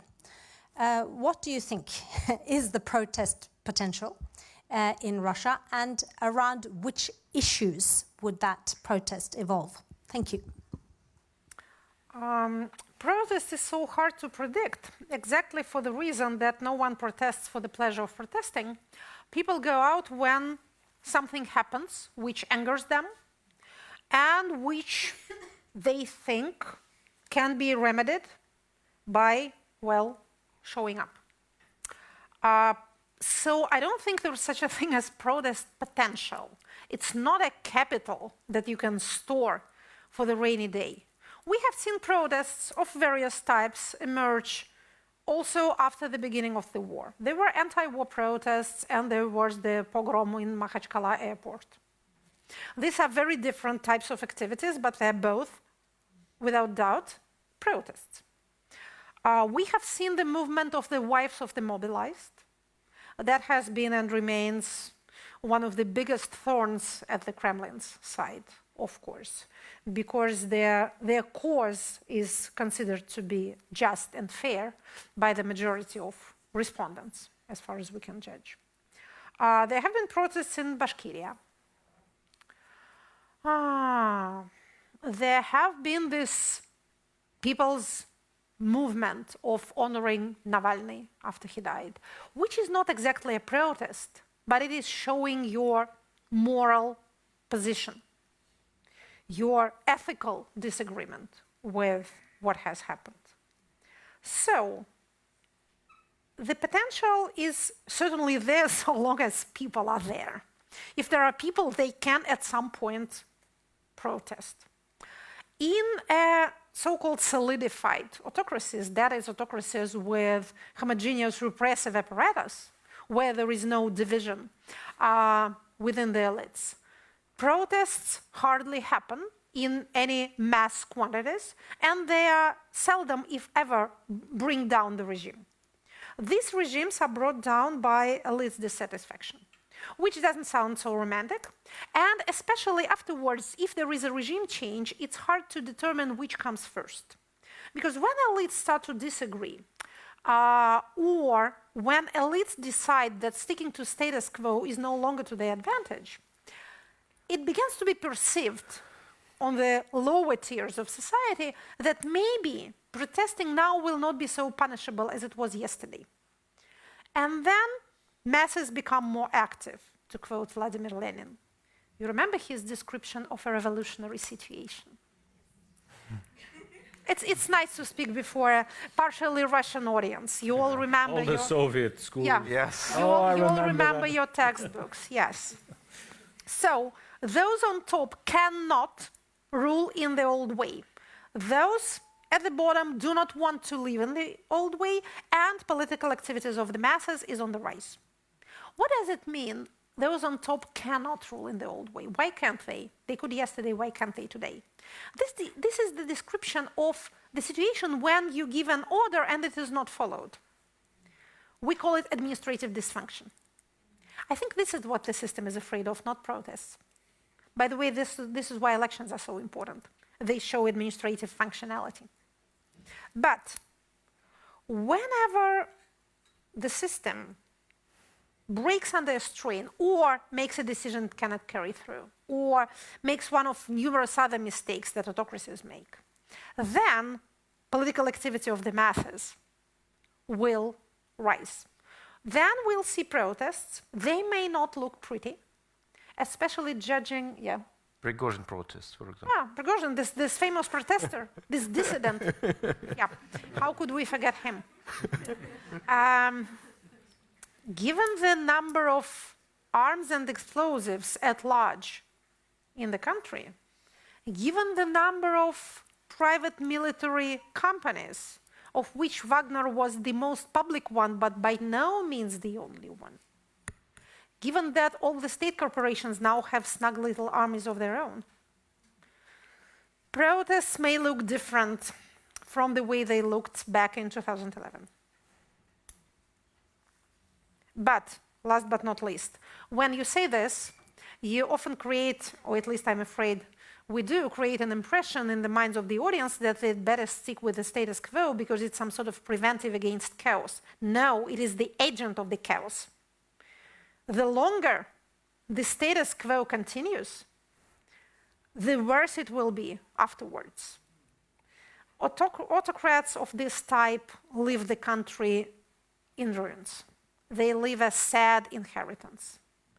The sooner they go, the more chances to reinstitutionalize the country that has been run in a personalist manner, which is the most disinstitutionalized type of autocracy out there. Thank you. Do we have 10 minutes left of our time here? Sorry, yeah. Matthew Blackburn, also from NUPI. The question is about opposition, resistance, and through the whole talk I didn't hear anything about systemic opposition and anti-systemic opposition. The first question is about how you view, Katerina, principally, the systemic opposition, such as the New People, merely as stooges of the regime, as propping it up or legitimizing the Kremlin, in which case we don't analyze them, we don't have to pay attention to them. As for the anti-systemic opposition, what lessons are to be drawn from the Navalny experience? An incredible innovator who moved the attention from fair elections and observation of the democratic institutions to a kind of anti-systemic populism, which would bring the people on the streets, which would destabilize and delegitimize the Putin regime. Unless you have a completely different view of Navalny as a political operator, I'd love to hear what your view is on him. But what is the legacy? What does it mean now to resist? Having watched the aftermath of what's happened to the Navalny organization, there is not a political manifesto he leaves behind. There is not a political party he leaves behind. So it's not really clear to me from the outside. I'd be fascinated to hear your view on that. This is another example of what happens when we use the Kremlin-imposed terminology. I love this systemic and anti-systemic. What is the system we're referring to? And if this is the system we are dealing with and have been talking about for this last 2 hours, how can it allow an opposition? If you are talking about parliamentary fractions, as I think you are, they cannot be an opposition. They are minority fractions in a parliament. Useful people in their way. If we speak about the New People, I'm glad they're there. 5 fractions is better than 4 because there's more variety. And we should definitely pay attention to them. I'm paying attention to everything that happens in the Duma. That's my specific subject. And the more division there, the more opportunities for intra-elite competition, which of course is not real political competition, but it's better than nothing. So it's good to have them there. Parliament in modern Russia is what we call a dormant institution. It serves its functions. I could name those, but you didn't ask that question. And we're not in a classroom, fortunately for you. So dormant institutions sometimes are activated when central power fails. It has happened to parliaments and other collective bodies. Exactly because they are collective, they have some legislative powers that they have not been using because there have been a leader out there. When the leader is not there any longer, they can reactivate into political life. It doesn't mean that it is bound to happen, but it is a possibility. Again, we cannot call these parliamentary fractions opposition because they don't oppose anything. And we cannot call Navalny anti-systemic opposition because he was not allowed to participate in legal political activity. He has been the most, I think, legalistic political player you can imagine. His goal has always been to try and participate in elections. He started his political career by fighting corruption. That is, forcing the state to observe the law. How populist is this? Again, depending. Anti-systemic. How anti-systemic is this? Yeah. Corruption is anti-systemic. Fighting corruption is pro-systemic. He tried to run for various offices. He was allowed to do that once with phenomenal success in 2013 Moscow mayoral elections. Since then, the system has barred his participation. Then he tried to participate in elections through his supporters, and then that was denied. He invented the smart voting, which is a tool of influencing electoral outcome without participating in elections. A thing of short of genius. So he died the death of political martyr without being a radical or a revolutionary. Even in a sense, Nelson Mandela was a revolutionary. The movement he represented had a terrorist wing. We cannot say anything of this kind about Navalny and his structure of headquarters that he has constructed, and that looked much more like a real political party than any existing political party in Russia, except maybe the communist one. This shows us not the degree of moderation that he personally exercised, but the degree of abnormality of the system we are talking about that forbids participation, that cannot even afford cooptation, that many autocracies do. They co-opt potential oppositional leaders by allowing them some place in the system. Our system is so universally suspicious. It is run by people who are so crazy about what they call security that they cannot afford even that minor degree of cooptation. You have to keep this in mind before you start using terms like systemic and anti-systemic. You know, there are certain propaganda things that go in as in a wave through social media. You notice that it's almost like they've just put this thing out there, and now it goes through certain channels. And one was right around Navalny's funeral, where this story about, well, the one time when he participated, he only got 2%. And then you see it repeated all over the place. In Norway, it started with we even have some Russian propaganda circles in Norway, who set out this 2% thing. Suddenly you see it popping up all over the place. What would you say about how much money is spent on you seeing it popping up, you wouldn't be that surprised. Yeah. Again, we are dealing with a state. It's a big machine. It has a lot of resources. It invests them in very direct way in what they call counter-informational policies or whatever. So no surprise that they achieve certain results. You cannot convert yourself into the same kind of system that can invest so much in just disturbing other people's policies. You cannot play a universal trickster, which is what Russia currently does. But you can at least be aware what you are dealing with. Let's have one. So far we had 3 people from the Norwegian Institute of Foreign Affairs and 1 Russian guy. So who will be the 5th? Thank you so much. My name is Nikita.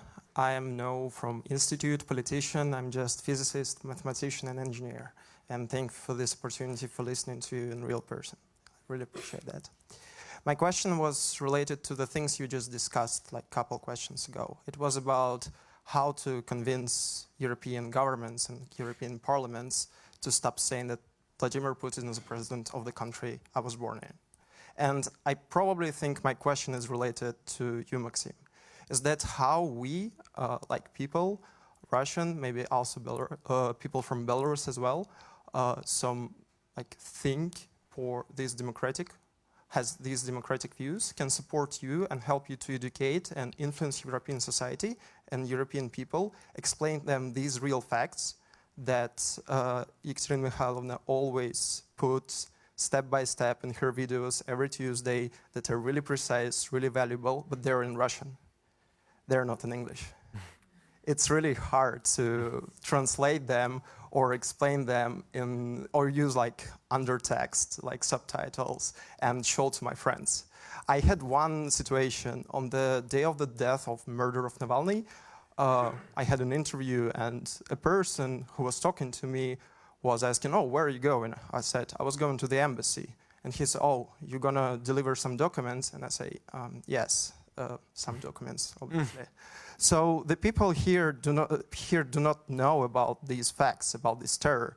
They don't know about the problems that we have in the prisons. They don't know the problems that we have in the parliament and in many other sides of our society, unfortunately.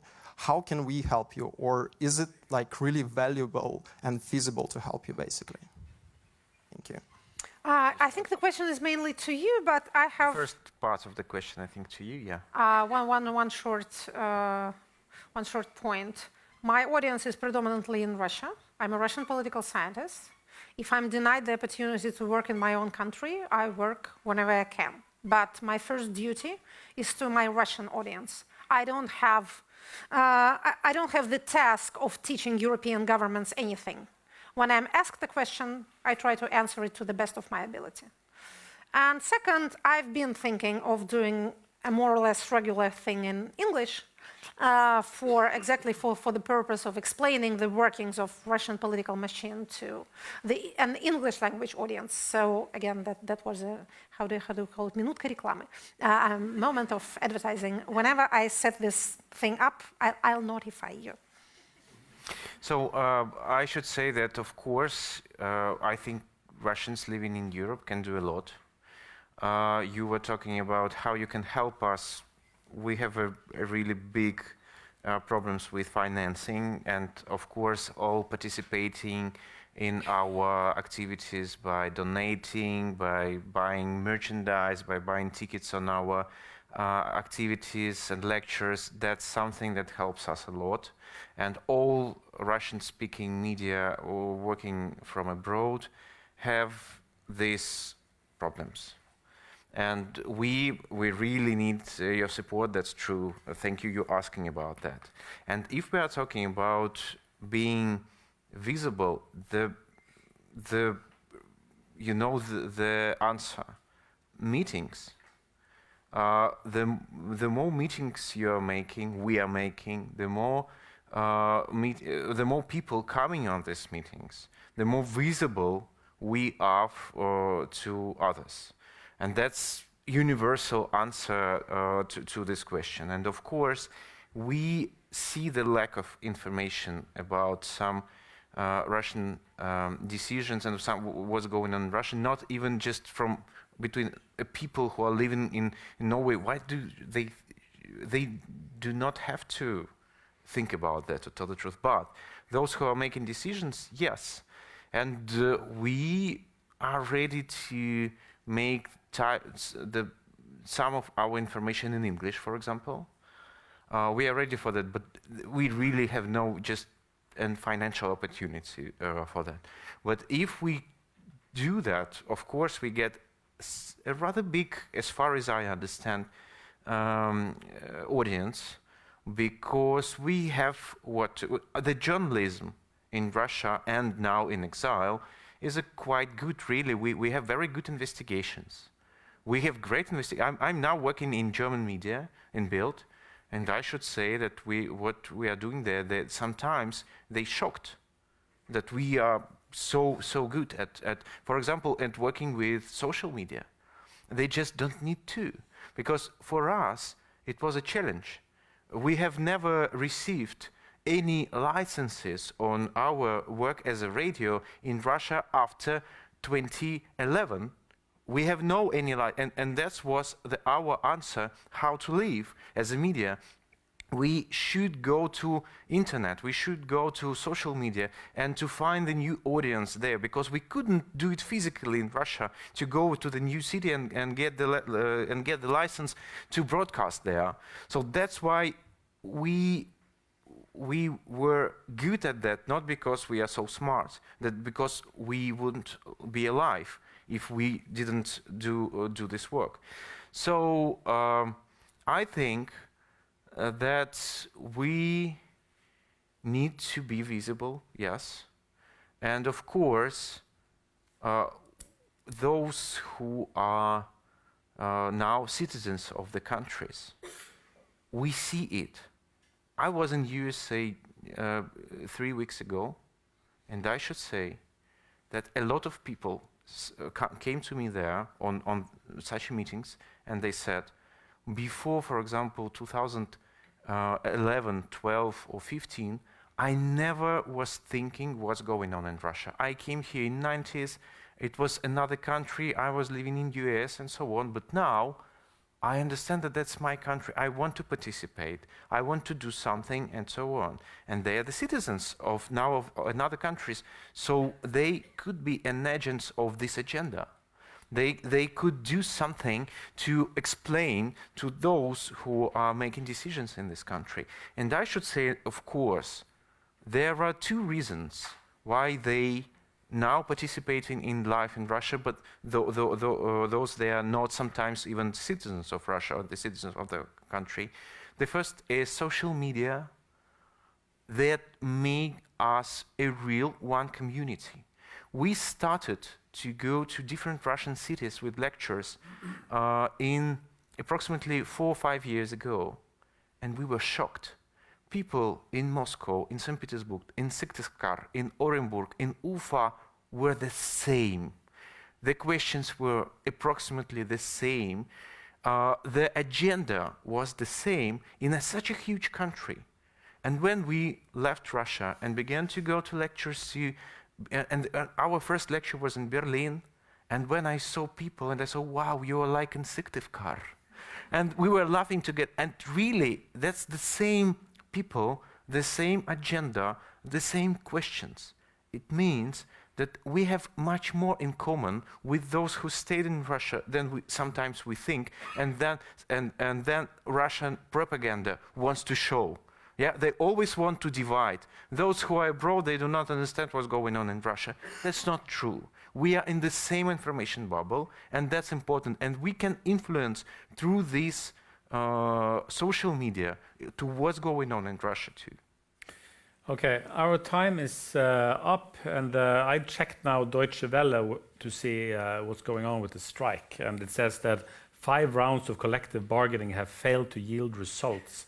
So strikes will be extended to Friday at the airports. But we will convene again here once the strikes are over with our 2 other guests, and maybe you guys as well. That means that possibly we'll have to prolong our stay in your probably have to, yes, country. Yeah, we'll just have to stay there because we can't go back to Berlin. I'm so sorry, but I should say about the irony of the situation. Our guests are both left communists, far left communists, and now they are the victims of this strike. The working people's fight for their rights. So if you want to contribute to the extended hotel stays for these victims of communism, you can go to www.donate.nhc.no and support the Norwegian Helsinki Club. So thank you everyone for coming, and we don't have any...